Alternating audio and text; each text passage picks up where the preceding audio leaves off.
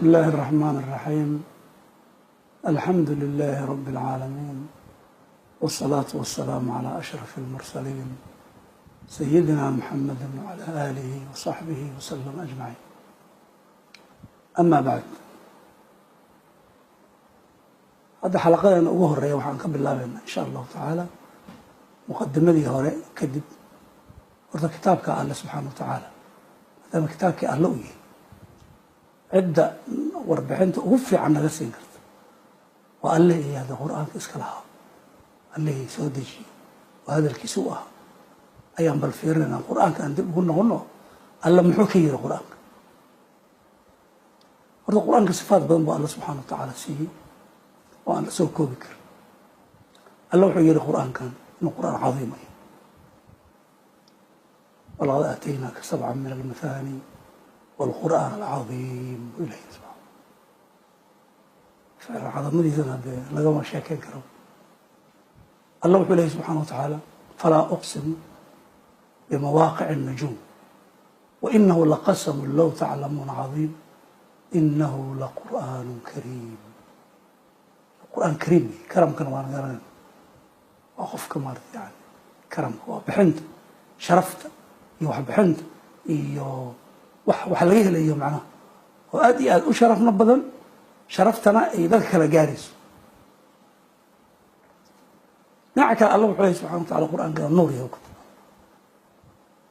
qad jaa'akum min allahi nuurun wa kitaabun mubiin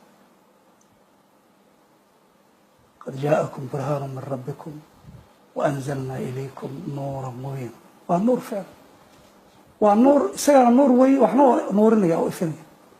oo wixii mugdiga oo dhan lagu kala ifin lahaa. meesha qur-aanka soo gala sideeda waa xaq waaba ifaysaa waliba iftiinka ugu cajab badnaa laanna allihii abuuray wax walba hadalkiisii wey. marka waa dhinacaasna sifadaas u leeyahay. midda kale alla wuxuu leeyahay subxaana wa tacaala kitaabun anzalnaahu ilayka mubaarakun liyadabbaruu aayaatihi waliyatadakkara ulul albaab. kitaabun anzalnaahu ilayka mubaarak barakaysa barakadan waa garanay oo khayraadka iska batay waa khayr dhinac kasta waa khayr ku yahay. hadday waqtiga noqoto, hadday cimriga noqoto, hadday noloshaada noqoto, hadday dad ku hareeraysan noqoto, haddii ay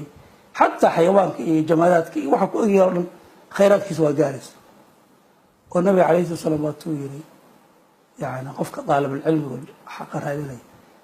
qof walba cid walba u dambi dhaaf weydiinaysaa xataa xitaanka ku jira bad la yastaghfiru. laanna waxa weeye qur-aankaas iyo cilmigaas qofka markuu barto xayawaankii si ula dhaqmuu baranaya. oo ilaahay subxana wa tacaala xayawaankii haddii aad gowracaysa si fiican u gowraca layiri oo si fiican u soofeeya mindidaa ku gowracaysaan. haddaad dilaysaanna fa axsinu laqitla. xayawaankii la dilaya waxaa si fiican loo dil oo dab yaan lagu maartay yani aan lagu horin oo lagu shidin oo lagu gubin. macnaha waxa waa qur-aanka wax walba ayuu barako u yahay ficlan. marka horta kalaamka alla subxaana wa tacaala sifaadkaas gudbulay. wuxuu kale alla noo sheegay subxana wa tacaala in qur-aanka alla subxaana wa tacaala u soo dejiyey hanuun. alla wuxuu dadka la doonaya waxaa weeye waa hanuun. marka hanuunka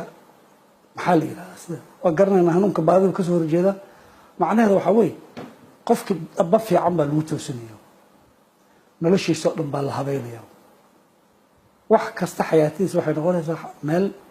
jidkii loogu talagalay wax haystay noqonaysa. qofkuna maalin walba salaadda markaan tukanayno salaad kastoo aad tukato ragco kasta waxaad ku ducaysanaysaa ihdina siraata almustaqiim. ilaahayow jidka toosan igu hanuun. khayr adduun iyo khayr aakhira waxaa lagu helaa hanuunka. qur-aanka inta meel oo ku soo aroortay inuu hudan yahay aad iyo aad bay u tira badanta. hanuun caam dadkan wuu u yahay, hanuun khaasan wuxuu yahay dadka raadiye oo jecel qur-aanka. hanuun caam wuu yahayoo ruuxii maalinta isagoo sii jeeda maqla qur-aanka khaasatan qur-aanka hadduu yaqaano carabiga wuu soo jeedsanaya. dad badan baa kusoo islaamay qur-aan ay maqleen darteed. saxaabadii bay ku jireen, dadkii dambey ku jireen. qofka carabiga yaqaan marka كلام حليه عجيب له bal jinkii baa kusoo islaamay markay maqleen innaga samicnaa qur'aana cajaban bi marka dadku waa ku hanuunaan laakiin hanuunka khaaska oo isu dhiibidda ah waxaa weeye qofka markuu islaamo oo ilaahay isu dhiibo kadib ayuu wuxuu ogaanayaa allaha abuuray oo cadamadiisii iyo wixii buu suuraysanaya isagana bashar yaroo tacbaan oo daciif inuu yahay buu ogaanaya saas darteed ba waxay keenaysaa inuu qur-aanka juhdi badan ku bixiyo oo u yidhahdo xayaatadaada wax kaaga muhiimsanba ma jiraba wakti kasta oo aad u heli karto qur-aanka ku bix iyadii buu raadinaya wuu jecel yahay inuu akhriyo jecel yahay cilmigiisuu raadinaya waa ku farxaya wax yar hadduu maanta helo oo qur-aanka ka faa'iidaysto oo qur-aanka qalbigiisa uu qoyo oo ilinta ay ka timaado yani waa ku hanuunaya oo isbedelaya sababtoo ah alla subxana wa tacala qur-aanka wuxuu nooga sheekeynayaa xaqaa'iqda jirta oo dhan buu nooga sheekeya sidaan gadaal ku sheegi doona insha allah wax alla wixii qofka noloshiisa ku hagaagay asaaska xayaatiisa loo dhigaya ila adduunkan waxaan nimid annagu waxba anaan ka garanay wallahu akhrajakum min butuuni ummahaatikum laa taclamuuna shay'a ilahay caloosha hooyadin wuxuu idinka soo saaray idinka waxba aan garanay wajacala lakum alsamca walabsaara walafida lacalakum tashkuruun markaas kadib ilahay wuxuu idin yeelay yani arag inaad wax aragtaan wax maqashaan oo aad qulub wax lagu fahmana aada yeelataan alla marka annaga waxba aan garanay maadaama una keenay seen ula tacaamulana seen ula dhaqmayna adduunka waxa jira waxba kama garanayno cid kastana waxay timid iyadan waxba aan garanay cid cilmi la timid ma jiro xataa ambiyadaas waa loo soo waxyooday laakiin cilmi ay ku dhasheen ma jiro allah soo dejiyo qur-aanka marka ilaahay subxana wa tacaala qur-aanka uu soo dejiyey weeye wax lagu fahamsiinayo marka adduun iyo aakhiro cer iyo dhul adiga naftaada wax ku samaysan hawadaada yani dadka kugu hareeraysan saa ula dhaqmale xayawaanka saa ula dhaqmale geedaha saa ula dhaqmale yani xag zaman marka la yihahdo xagga makaan marka la yihahdo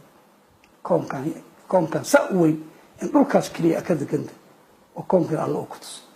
wax alla waxaad u baahnayd adiga adduun iyo aakhiro ayaa qur-aankana loogu sheegay sidaa awgeed hanuunka halkaasu ka imanaya annaga marka sidee la rabaa inaan ula dhaqanno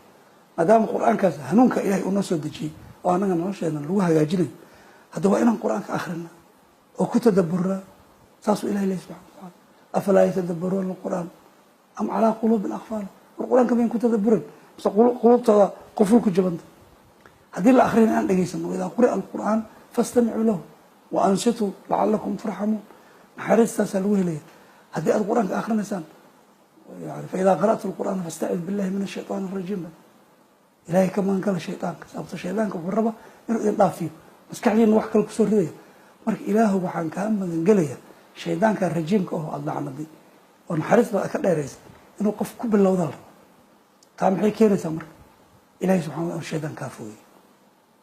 adigana markaa isku daydo qur-aanka oo asalaada macnihiisa la soco tadaburka waxaa la yihahdaa waa ereyada oo aad aada uga fikirto ilaa macaanida ugu dambaysa ay kuu soo baxdo oo dubri baa laga keenay macnaha wax walba gadaasheed macnaha ereyadan gadaashooda iyo waxa ku jira inaad ka soo saarto wey marka jin kastuu yaalay unbaabana laga rabaa inaan yeelno allah wuxuu lehy subxana wa tacala waid sarafnaa ilayka nafran min aljinni yastamicuuna alqur'aan falamaa xadaruhu qaaluu ansituu war aamusiina aan dhegaysana macnaha falamaa qudiya markii la dhameeyey akhriskii qur-aanka oo nabiga alay slam u dhameeyey jinka maxay yidhahay wallow hadalba ma aysan dhihina wallow ilaa qowmihim mundiriin iyagoo ilan waa isugu yihiin waxaan way maqleen war qoomkii aan ka gaarin iyagoo degdegsan oo cararaya qoomkii u yimaadeen yaa qowmana inaa samicnaa kitaaban unzila min bacdi muusa musadiqan limaa bayna yaday yahdi ila alxaq wa ilaa ariiqin mustaqiim yaa qowmana ajiibuu daaciya allahi waaminuu bih yakfir lakum min dunuubikum wayujirkum min cadaabin aliim macnuu waxa wey qur-aankii baa dhaqaajiyay dama adabtii la rabay ay ku dhaqmeen way dhegaysteen allah subxana wa tacala qalbigooda u geliyey way rumeeyeen qoomkoodii la ordeen qof walba oo qur-aan ku ta'aurana waa saas markuu arko macnaha iyo waxa uu fahmay ma fadhin karo saas darteed ba waxaa loo leeyahay dadka muslimiin qofkii wax yar xaqiiqo fahma dad kale inuu gaarsiiyo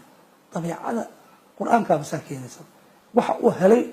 yuusan balhaysan karin war waxaan dadkii gaarsiiya isle wuu la soo cararaya inaan aadaabtaa ku dhaqano inaan iska ilaalino aadaabta ay leeyihiin dadka kale oo aan qur-aanka dhegaysanayn oo aan dan ka lahayn oo aan yani usoo jeedin oo alla nabigana uu ka sheegtay calayhi salatu wasalaam oo uu yiri وقال الرسول يا رب إن قوم اتخذوا هذا القرآن مهجورا marka hijraan marka hijraanka culimada waxay ku sheegeen inuu yahay inaan la dhageysan inaan lagu camal falin in waxa weeye aan la akhrin inaan loo xukun tagin kulli waa hijraan quraanka wax kasta maadaama uu yahay inaan macnahaas ku qaabilno laga maarmo lan waxyaabaha loo soo dejiya waxaa ka mid ah in loo xukun tago oo dadku u kala saaro billahi tawfiiq wallahu ala ma naqulu